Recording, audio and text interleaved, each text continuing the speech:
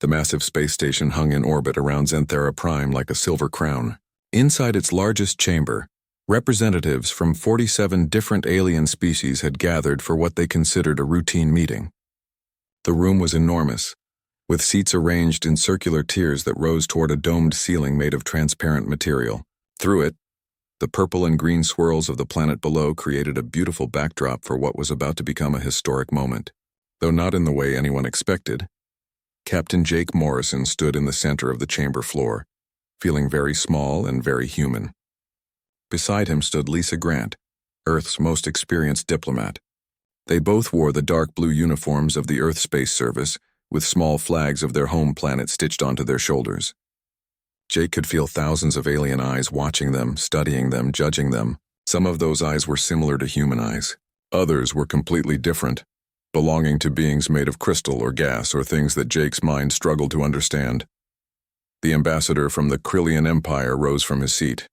His name was Vexthor, and his body was made of living crystal that caught the light and split it into rainbows. When he spoke, his voice came from somewhere inside that crystalline form, deep and resonant. He gestured toward a holographic display that materialized in the air above Jake and Lisa. The display showed Earth's spacecraft, the ones humanity was so proud of.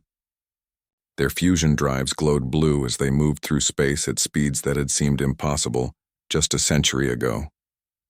Vexthor made a sound that the translation device in Jake's ear identified as laughter. Other aliens joined in.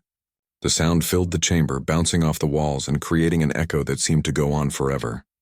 Jake felt his jaw tighten, but he kept his face neutral. He had been trained for this. Lisa touched his arm gently, a reminder to stay calm.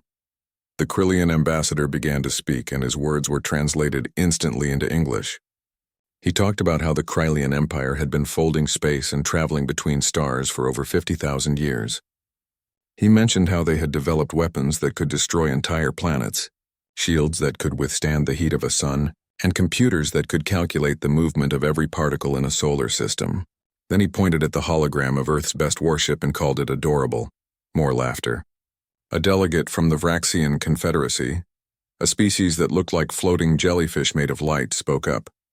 She said that humanity reminded her of her own children when they built toy spaceships out of household items. She meant it as a joke, and the chamber erupted in amusement. Even the more diplomatic species, the ones who had been kind to Jake and Lisa in private, smiled at the comparison. Lisa stepped forward and asked to speak. The chamber fell quiet, though Jake could still see the amused expressions on many alien faces. Lisa was good at her job. She spoke clearly and calmly, explaining that humanity might be young compared to other species, but they were quick learners. She talked about how humans had gone from first flight to landing on their moon in just 66 years. She mentioned human creativity, adaptability, and determination. She reminded the assembly that every species in this room had once been where humanity was now. It was a good speech. Jake had heard her practice it dozens of times during their journey to Xanthera Prime, but he could see it wasn't working. The aliens listened politely, but their body language, as different as it was from species to species, all conveyed the same message. They were not impressed. They had heard similar speeches from other primitive species before. Some of those species had eventually caught up and joined the galactic community. Most had not. A delegate from a species called the Morphians, who looked like living metal sculptures, asked a question. How many star systems did humanity control? Lisa answered honestly. One, their own. The Morphian made a gesture that the translator said meant disappointment. Another delegate asked about humanity's faster-than-light technology. Jake explained that they were still working on it, that their best scientists predicted they would have working prototypes within 10 years. The chamber filled with whispers and more laughter. Vexthor rose again. He proposed something that made Jake's blood run cold. The Krillian ambassador suggested that Earth be placed under what he called protective custody. It was a polite way of saying that humanity should become subjects of more advanced civilizations. They would be protected, guided, and controlled until they grew up enough to be trusted with real power. Several species voiced their agreement. The Vraxians said it was for humanity's own good. The Morphians said it was standard procedure for primitive civilizations. Jake wanted to shout, to argue, to tell them all that humanity didn't need their protection or their pity. But Lisa's hand on his arm held him back. She knew something he didn't. She had been told something before they left Earth, something classified, something that made her willing to stand here and endure this humiliation. In a small observation room hidden behind one-way glass, Lieutenant Commander Ben Taylor watched the proceedings with a slight smile on his face.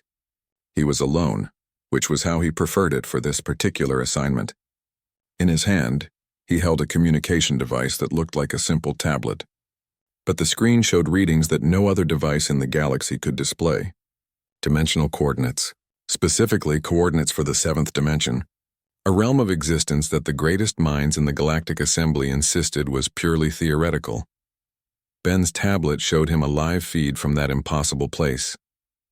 He could see the bridge of a vessel that officially didn't exist. He could see crew members moving about their duties, living and working in a space that was perpendicular to normal reality. He typed a quick message. "They're voting now. Proceed as planned." The response came back immediately. "Understood. Standing by." Back in the chamber, the vote was being called. Each species was asked to cast their decision. Yes meant humanity would be accepted into the Galactic Assembly as equal members. No meant rejection. The votes came in one by one, displayed on a massive holographic counter that everyone could see. The first 10 votes were all no, then 15, then 20. A few species voted yes, but Jake could tell it was out of sympathy rather than respect. The Xantharians, who were hosting this meeting, voted yes because it would have been rude not to.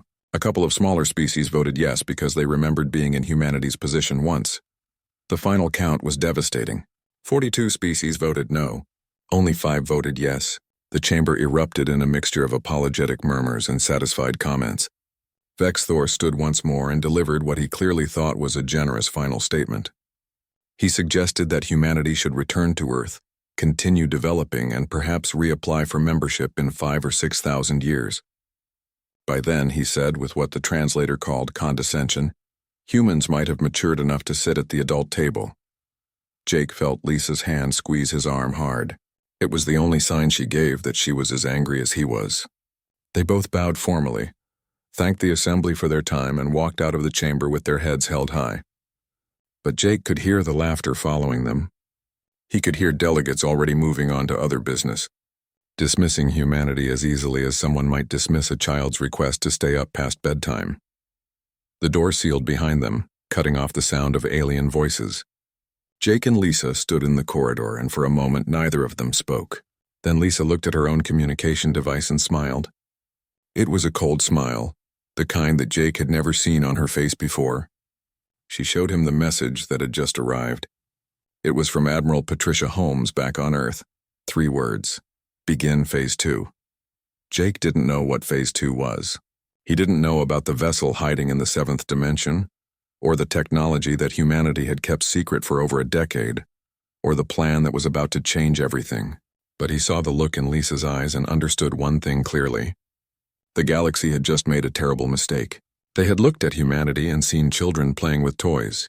They had laughed and voted and moved on with their day. None of them realized that the children had been studying in secret. None of them knew that humanity had been hiding their homework, waiting for exactly this moment. And none of them understood that sometimes the most dangerous opponent is the one you underestimate. Jake Morrison smiled for the first time since entering that chamber. The galaxy was about to learn a very important lesson about humanity. They were about to learn it the hard way. The news reached Earth within hours. Faster-than-light communication was one of the few technologies that humanity had been allowed to purchase from the Galactic Assembly, though at prices that had nearly bankrupted 3 nations. Now that expensive technology carried the message that everyone had feared, but nobody wanted to hear. Humanity had been rejected. Worse than rejected. They had been laughed at, dismissed, and told to come back in 5,000 years when they grew up. Captain Jake Morrison and Lisa Grant boarded their transport ship for the long journey home. The vessel was called the Columbus, named after an explorer from Earth's past. Jake found the name ironic now. Columbus had sailed to find new worlds and instead found himself lost. Maybe humanity was lost too, sailing through a galaxy that didn't want them. The journey back to Earth took 3 weeks. During that time, Jake watched as news networks across the planet showed footage from the assembly meeting. Some alien delegate had leaked the video, probably thinking it was funny. Jake watched his own face on the screen, watched himself standing there while creatures from across the galaxy mocked his species. He watched the vote counter climb higher and higher with rejections. He saw Vex Thor's crystalline face as the Kralian ambassador suggested putting Earth under protective custody. The reaction on Earth was immediate and intense. Protests erupted in major cities. People gathered in squares and parks, holding signs demanding action. Some wanted Earth to build more weapons. Others wanted humanity to withdraw from galactic contact entirely. A few extremist groups called for war, though Jake couldn't imagine how Earth could fight species that had been traveling between stars for millennia. Admiral Patricia Holmes watched the protests from her office deep beneath the Colorado Rockies. The office was part of a facility that didn't appear on any public maps. Officially, it was listed as a geological research station. Unofficially, it was the command center for humanity's most classified project. Patricia was in her late 50s, with gray hair cut short and eyes that had seen too many classified briefings. She had been in the military for 37 years, and she had been keeping secrets for at least 20 of them. Her second-in-command, Commander Helen Brooks, entered the office carrying a data pad. Helen was younger, in her early 40s, with dark skin and an expression that rarely showed emotion. She had been with the project since the beginning, back when it was just a theory scribbled on a whiteboard by a physicist who everyone thought was crazy. Patricia looked up from the news feed she had been watching. The protests were getting worse. A crowd in New York had tried to storm the United Nations building. In London, someone had thrown rocks at the embassy of a friendly alien species that had voted yes for humanity. The galaxy's rejection had wounded human pride in a way that Patricia understood, but couldn't allow to spiral out of control. Helen handed her the datapad. On it was a report from the project's chief scientist, Dr. Nathan Pierce. Nathan was brilliant, possibly the smartest human alive, though he would never say so himself. He had been the one to figure out how to access the seventh dimension. He had turned what every other species considered impossible theory into practical reality. And according to his report, everything was ready. Patricia read through the technical details. The Sentinel, humanity's secret weapon, was performing perfectly in its hiding place. The vessel existed in a state that was hard to explain to anyone who hadn't studied seventh-dimensional physics. It was there but not there, existing in a direction that normal three-dimensional thinking couldn't comprehend. The crew of 200 had been living and working there for 3 years, completely hidden from the galaxy. The report included a message from the Sentinel's captain, Danny Clark. Patricia had chosen Danny personally for this assignment. He was young for a starship captain, only 38, but he had something that more experienced officers lacked. He could think in dimensions that didn't make sense. His mind could wrap itself around concepts that made other people's brains hurt. And he was loyal, not just to Earth, but to the idea that humanity deserved respect. Danny's message was simple. All systems were working. The crew was ready. They could emerge whenever Patricia gave the order. They had been waiting for 3 years, training in secret, preparing for a moment that might never come. But Danny's message made it clear that they were not just ready. They were eager. They wanted to show the galaxy what humanity could do. Patricia set down the data pad and looked at Helen. They had both known this moment would come eventually. The plan had always been to reveal the Sentinel when the time was right. They had hoped to do it peacefully, maybe as a surprise during a second application to the Galactic Assembly. They had wanted to walk into that chamber and calmly explain that humanity had been developing advanced technology in secret. But peaceful revelations required willing audiences, and the galaxy had made it clear they weren't willing to listen. The decision about when to reveal the Sentinel became much easier 6 months later. Ambassador Vex Thor, the Kralian who had led the mockery at the assembly, made a public announcement that changed everything. The Kralian Empire, he declared, would be expanding its territory. They had identified several primitive species that needed guidance and protection. Earth was at the top of that list. The announcement was broadcast across every galactic channel. Vex Thor stood before cameras and explained that the Kralian Empire had a moral duty to protect lesser species from themselves. Earth, he said, was particularly concerning. Humans were developing dangerous technologies without proper supervision. They were expanding into their solar system without understanding the risks. They needed someone to guide them, to protect them, to control them for their own good. Jake Morrison saw the announcement from his quarters on Earth's primary orbital station. He had been reassigned there after returning from Xanthera Prime, given a position coordinating Earth's defense satellites. It was important work, but everyone knew it was also pointless. Earth's defenses had been designed to protect against asteroids and space debris, not against an empire that could fold space and fire weapons that humanity couldn't even name. Lisa Grant saw the same announcement from her office at the Global Defense Initiative headquarters in Geneva. She had spent the past 6 months trying to build alliances with the few alien species that had voted yes for humanity. But those species were small and weak, nothing compared to the Krelian Empire. They offered sympathy and moral support, but no one was willing to actually help if the Krelians decided to invade. Admiral Patricia Holmes saw the announcement from her underground office. She watched Vex Thor's crystalline face as he explained his empire's noble intentions. She listened as he detailed the protection humanity would receive under Krelian custody, and she made a decision that she had been putting off for 6 months. She opened a secure channel to the 7th dimension. The technology required to make such a call was itself classified. It used quantum entanglement in ways that would make the galaxy's best scientists question their understanding of physics. The screen flickered, and then Captain Danny Clark's face appeared. He looked the same as he had 3 years ago, maybe a little older around the eyes. Living in the 7th dimension did strange things to time, though Nathan Pierce insisted the effects were harmless. Patricia didn't waste words. She told Danny about Vex Thor's announcement. She told him that Krelian scout ships had already been detected at the edge of Earth's solar system. Intelligence reports suggested that a full invasion fleet would arrive within a week. The Krelian Empire had 300 warships, each one more advanced than anything Earth had officially built. Against that force, humanity's 47 defensive vessels wouldn't last an hour. Danny listened without interrupting. When Patricia finished, he asked one question. Was this really happening?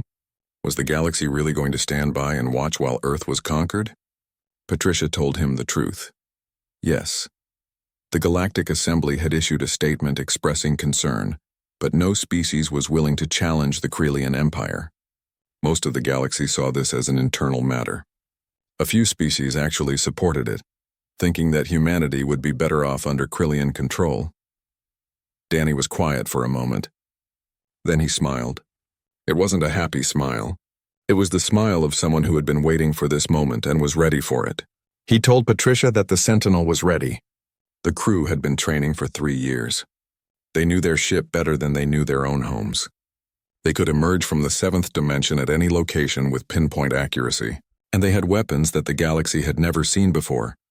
Patricia gave the order that would change human history. She told Danny to prepare for emergence. She told him to wait until the Krelian fleet was fully committed to their invasion. She wanted every ship, every weapon, every bit of Krelian arrogance fully on display.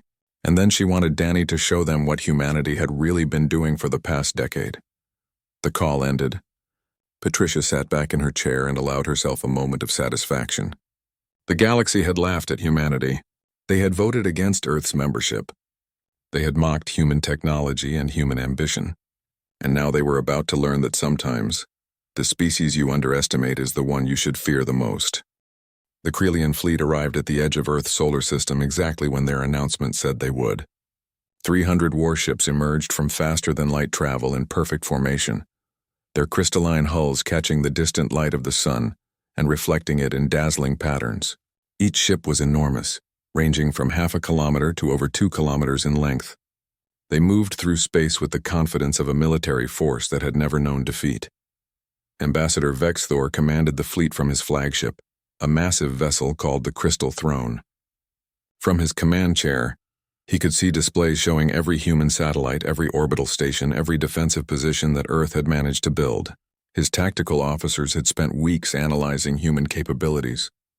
The analysis showed exactly what Vex Thor expected. Earth's defenses were primitive and poorly coordinated. This would not be a battle. It would be a demonstration. Captain Amy Rodriguez stood on the bridge of the ESS Defiance, Earth's largest carrier ship. Around her, the crew worked at their stations with practiced efficiency. but Amy could see the fear in their eyes. She understood it. Everyone on this bridge knew they were about to die. Earth's entire defensive fleet consisted of 47 ships, and every single one of them was outmatched by even the smallest Kryllian vessel. Amy was 42 years old and had been in the Earth Space Service for 20 years. She had fought pirates in the asteroid belt and stopped smugglers trying to bring illegal technology to Earth.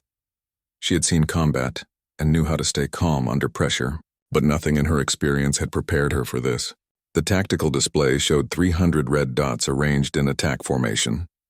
Against them were 47 blue dots that looked pathetically small by comparison. Her communication officer, Lieutenant Paul Harris, received an incoming message from the Kryllian flagship. Amy told him to put it on the main screen.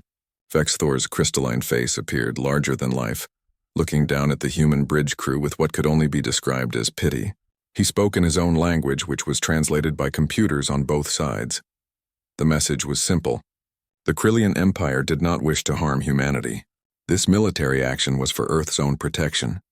If the human fleet stood down immediately, no lives would be lost.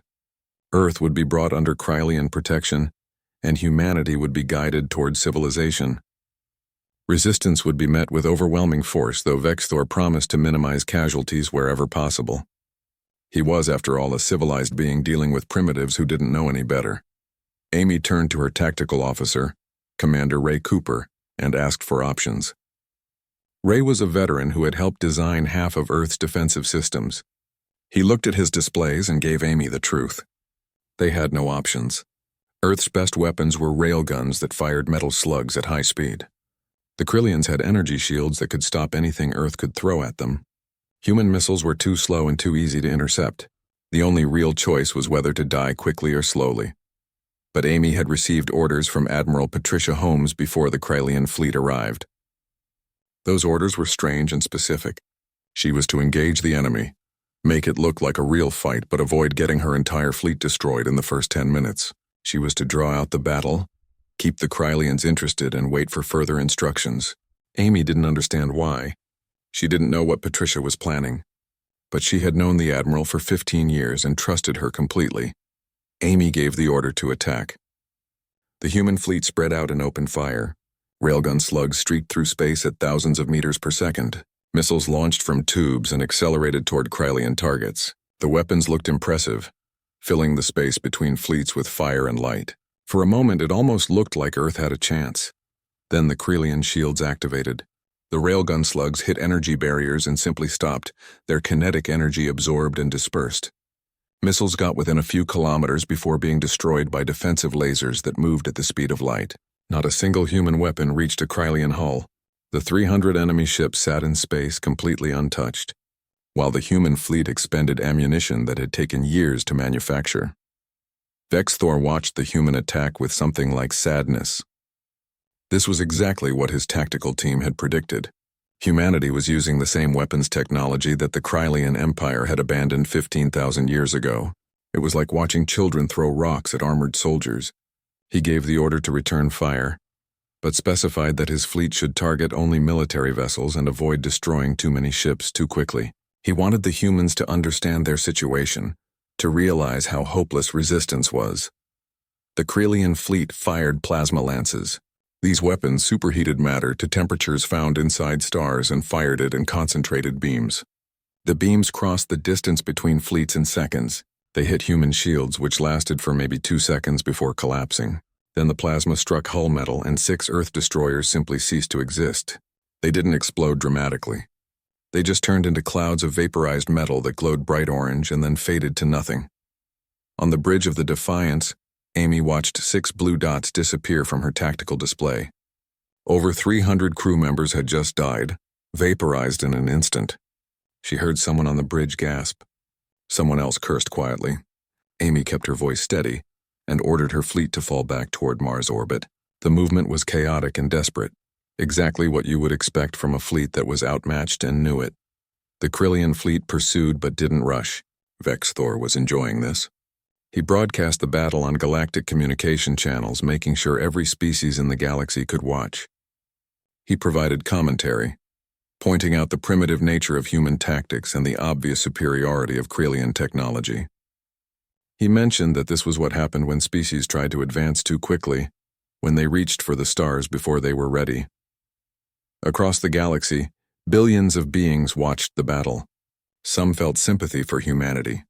Most just found it interesting in the way that documentaries about extinct species were interesting. A few placed bets on how long Earth's fleet would last. The general consensus was another 20 minutes at most. But in the seventh dimension, invisible to every sensor in the Krylian fleet, the Sentinel prepared for emergence.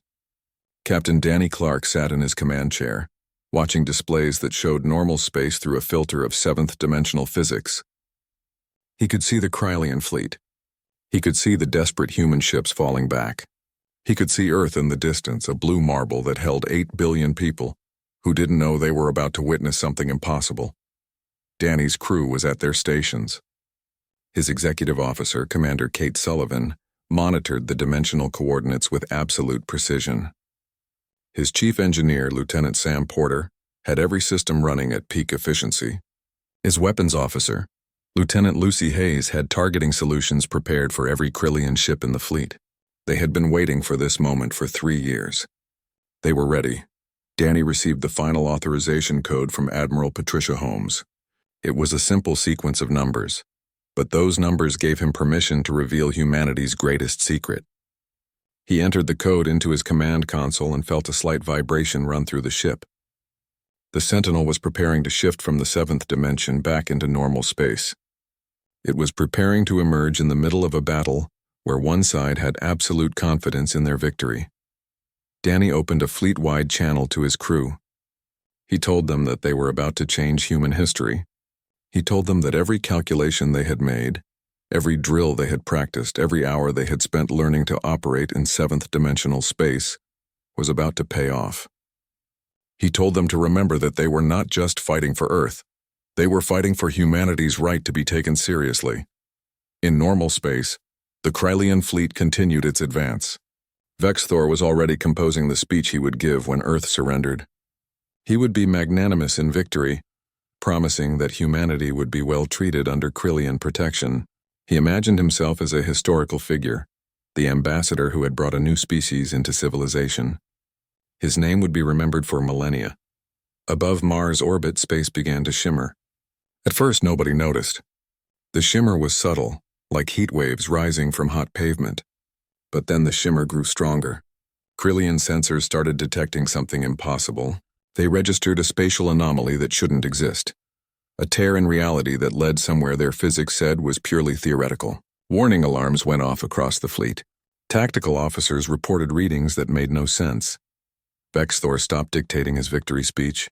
He looked at the displays showing the anomaly and felt something he hadn't felt in his 300 years of life. He felt confused. And beneath that confusion, hidden but growing, was the first tiny seed of fear. Something was happening. Something that shouldn't be possible. Something that would change everything. The space above Mars' orbit tore open like someone had ripped through the fabric of reality itself. The tear was not metaphorical. It was visible to every sensor, every camera, every eye that was watching. Space itself was being pulled apart from a direction that shouldn't exist. And through that impossible opening, something was emerging. The Sentinel came through slowly, not because it had to, but because Captain Danny Clark wanted everyone to see it. The vessel was 5 kilometers long, shaped like a blade that had been forged from starlight and shadow. Its hull was made of matter that existed in multiple dimensional states simultaneously, giving it an appearance that hurt to look at directly. The metal seemed to shift between solid and liquid, between light and dark, between there and not there. Cameras trying to focus on it experienced strange glitches. Sensors couldn't agree on what they were detecting. On the bridge of the Crystal Throne, Ambassador Vexthor stared at his displays and felt his crystalline body go cold. He had lived for 3 centuries. He had seen civilizations rise and fall. He had witnessed the most advanced technology that the galaxy had to offer. But he had never seen anything like this. His tactical officer was speaking rapidly in Krylian, reading off sensor data that made no sense. The vessel that had just appeared was registering impossible readings. Its mass kept changing. Its position seemed uncertain, as if the ship existed in multiple places at once. Vexthor demanded to know what it was.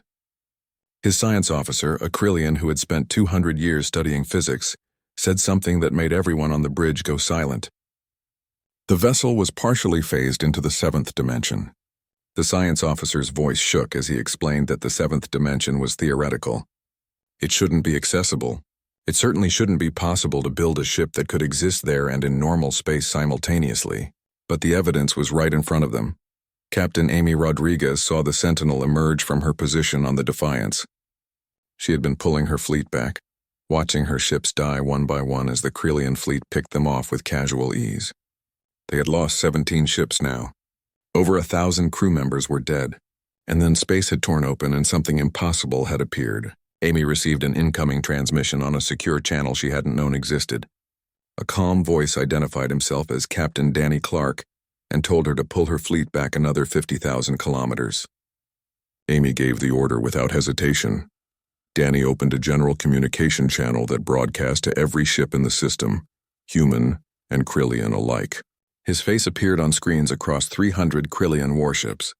He looked human, completely ordinary, maybe a little young to be a starship captain.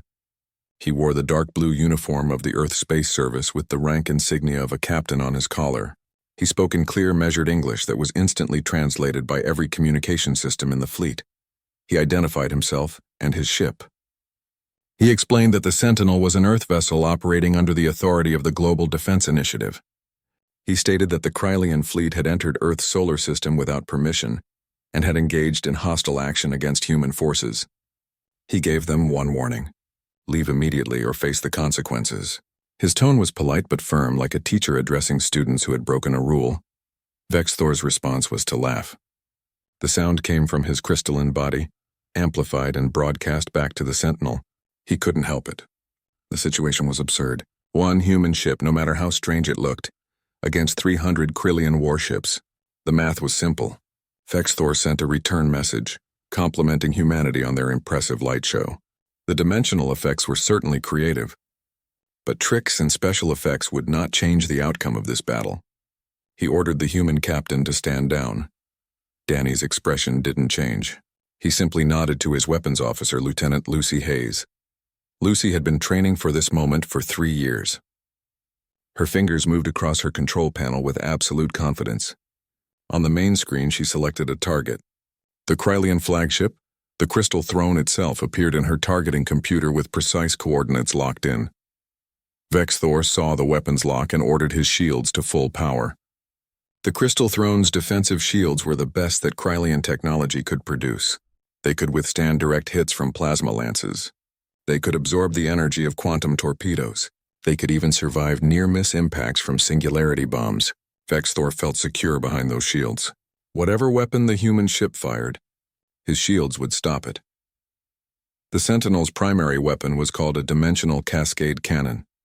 Dr. Nathan Pierce had designed it based on principles that most physicists considered impossible.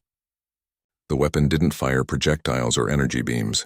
Instead, it created a controlled tear in spacetime around a target. It folded space in on itself, compressing it into a point of infinite density for a fraction of a second, then released it. The effect was like creating a miniature black hole that existed for just long enough to consume whatever was caught inside. Lucy fired. There was no visible beam, no missile trail, no indication that anything had happened. For a moment, everyone watching thought the weapon had failed. Then space around the Crystal Throne began to collapse inward. The effect was silent and beautiful in a terrible way. The massive flagship, 2 kilometers of crystalline technology, simply folded into itself. The shields offered no resistance because the attack wasn't coming from outside. Space itself was collapsing around the ship. In less than 3 seconds, the Crystal Throne compressed into a sphere of nothing, a perfect void where matter couldn't exist. Then even that void collapsed and disappeared, leaving behind empty space that slowly normalized. Vex Thor didn't have time to scream. He existed one moment and ceased to exist the next, along with his entire crew of 3,000 Krelians. The flagship was simply gone. No debris, no energy signature, no evidence that it had ever been there except for the recordings that every other ship had made. The Krelian fleet stopped moving. 300 warships hung in space, their crews trying to process what they had just witnessed. Their flagship had been destroyed by a weapon they couldn't identify or defend against. Their commander was dead, and the human ship that had done this was still there, untouched, Waiting. Commander Kate Sullivan, the Sentinel's executive officer, activated a secondary system. She projected a dimensional lock across the entire solar system. The effect was immediate. Every Krillian ship that tried to engage their faster-than-light drives found that they couldn't. The drives activated, but nothing happened. Space refused to fold. The ships were trapped in normal space, unable to escape. Danny opened the communication channel again. His voice was still calm, still polite. He explained that the Sentinel had just disabled every faster-than-light drive in the system. Krillian ships could move at sublight speeds, but they couldn't jump away. They couldn't run. He offered them a choice. They could surrender immediately, power down their weapons, and be taken into custody. Or they could continue fighting, and the Sentinel would systematically eliminate every ship in their fleet. One Krillian captain decided to fight. His ship was called the Starbreaker, and it was one of the largest vessels in the fleet. He powered up every weapon his ship had and fired everything at the Sentinel. Plasma lances, quantum torpedoes, singularity bombs, every type of weapon that the Krillian military had developed over 50,000 years of warfare. The attack was impressive, a display of firepower that could have destroyed a small moon. None of it touched the Sentinel.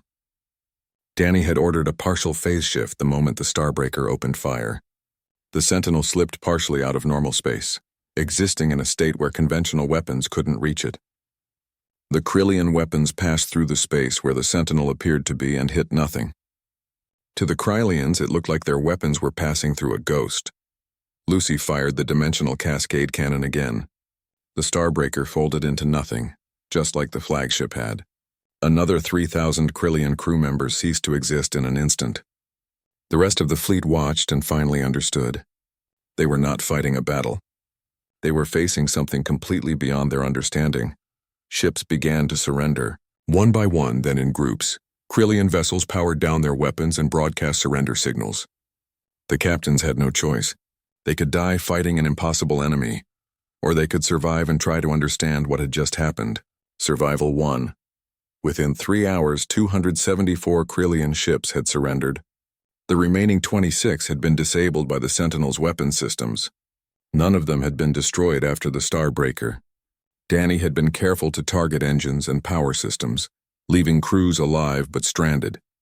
The human fleet, what remained of it, moved in to take the Krillian crews into custody. Captain Amy Rodriguez docked her ship with one of the larger Krillian vessels and led a boarding party personally. She walked through corridors designed for crystalline beings, past technology that was more advanced than anything on Earth, and found Krillian crew members who looked at her with something she had never expected to see in alien eyes: fear. They were afraid of her, afraid of what humanity had become. The holding facilities on Earth's lunar base had never been designed to house thousands of alien prisoners. Within a week of the battle, engineers were working around the clock to expand the facilities and create environments suitable for crystalline beings who breathed different atmospheres and existed at different temperatures than humans. It was complicated and expensive, but Earth made it work. They had defeated the Krillian fleet, and now they had to figure out what to do with the survivors. Ambassador Vexthor was not among them. He had died when the Crystal Throne collapsed into nothing, along with his entire command staff. But his second-in-command, a Krillian named Zexaval, had survived. Zexaval found himself in a holding cell designed for his biology, with human guards outside who treated him with professional courtesy, but no fear. That was what bothered him most. The humans weren't afraid. They had every reason to be angry after the invasion, but instead they were just calm and efficient. Lisa Grant visited Zexval in his cell 3 days after the surrender. She brought a translator device, though she had learned that Krillians could understand human speech through their advanced sensors. She sat across from the crystalline being and explained the situation simply. The Krillian Empire had committed an act of war against Earth. Under galactic law, humanity would be within their rights to demand reparations, territory, or even to launch a counter-invasion. But Earth wasn't interested in any of those things. What Earth wanted, Lisa explained, was for this to never happen again. They wanted the galaxy to understand that humanity could defend itself. They wanted respect, not fear. And they wanted to join the Galactic Assembly not as a favor, but as equals who had earned their place. Zexaval listened and understood that he was being given a message to take back to his empire. The message was clear. Humanity was offering peace, but it was a peace between equals, not between conqueror and conquered. Captain Jake Morrison stood in the observation deck of the Sentinel, looking out at Earth in the distance. He had been invited aboard by Captain Danny Clark, who wanted to show him what humanity had built in secret. Jake walked through corridors that seemed to shift and change as he moved through them, an effect of the ship's partial existence in the seventh dimension. He met crew members who had spent 3 years living in this impossible space, becoming comfortable with physics that hurt to think about. Danny explained how the project had started. 22 years ago, a physicist named Dr. Nathan Pierce had published a paper suggesting that the seventh dimension might be accessible through controlled manipulation of quantum fields. Every other species in the galaxy had dismissed the paper as interesting theory, but impossible in practice.